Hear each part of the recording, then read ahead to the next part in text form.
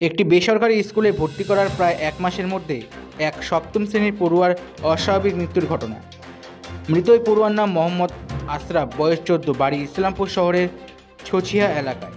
পরিবার সূত্রে জানা গিয়েছে, ছেলে এক মাস আগে ডালখোলা থানার এনজেড মেমোরিয়াল পাবলিক স্কুল নামে একটি বেসরকারি স্কুলে ভর্তি করে আশরাফকে।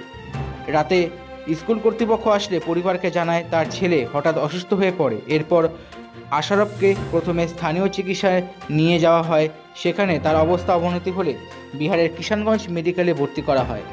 সেখানে তার অবস্থার অবনতি হলে আশরাফকে ইসলামপুর মহকুমা হাসপাতালে নিয়ে আসা হলে আশরাফকে মৃত্যু বলে ঘোষণা করে চিকিৎসক। তবে কিভাবে এই পড়ুয়ার মৃত্যু হলো তা নিয়ে রহস্য টানা বেঁধেছে। পুলিশ মৃতদেহটি উদ্ধার করে ইসলামপুর মহকুমা হাসপাতালে ময়নাতদন্তের জন্য পাঠিয়েছে। ঘটনাতদন্ত শুরু করেছে পুলিশ।